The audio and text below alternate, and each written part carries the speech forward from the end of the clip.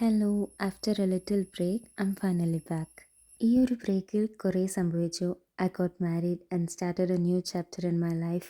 Wedding preparations എന്നൊക്കെ പറഞ്ഞ് കുറച്ച് ബിസി ആയിപ്പോയി. And I M so happy that I M finally back. So ഇത് അത്രയും വലിയൊരു വ്ളോഗല്ല, ബട്ട് കുറച്ച് പാർട്സ് ലൈക്ക് എനിക്കൊരു ഫ്രീ ടൈമിൽ ഞാൻ എടുത്തതൊക്കെയാണ് ഇപ്പോൾ അപ്ലോഡ് ചെയ്യുന്നത്. From Tamil Nadu to Kerala.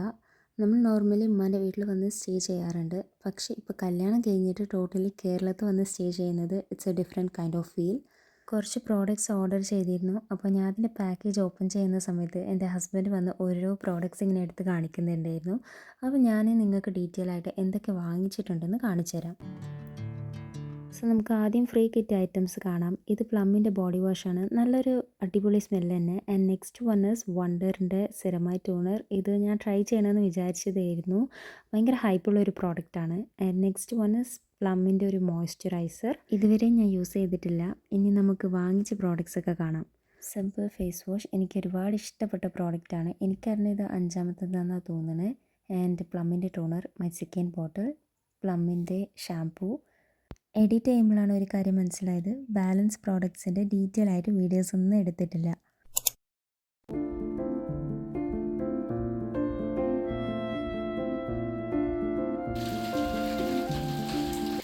ഇന്ന് കുറച്ച് നല്ല ആക്റ്റീവ് ആവണം. റൂമൊക്കെ ഒന്ന് ക്ലീൻ ചെയ്തിട്ട് എൻ്റെ മേക്കപ്പ് പ്രോഡക്റ്റ്സ് ഒക്കെ ഒന്ന് ഓർഗനൈസ് ചെയ്യാനുണ്ട്. ഭയങ്കര മടി പിടിച്ച കാര്യമാണ് ഈ ബെഡ്ഷീറ്റൊക്കെ ഒന്ന് സെറ്റ് ചെയ്ത് വെക്കുന്നത്.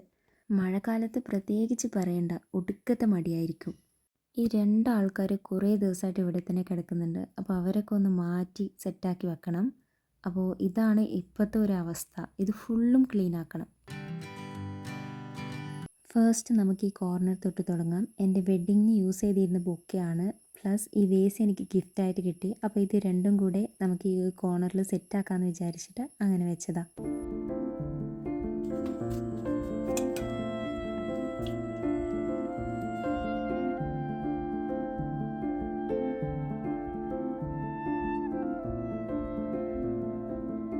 വൈറ്റ് ട്രേ ഫ്ലിപ്കാർട്ടിൽ നിന്ന് 55 റുപ്പീസിന് വാങ്ങിച്ചതാണ്. കണ്ടപ്പോൾ നല്ല ഭംഗിയുണ്ടായിരുന്നു. പിന്നെ ചെറിയ പൈസ ആയപ്പോൾ നമുക്ക് ലാഭമായല്ലോ.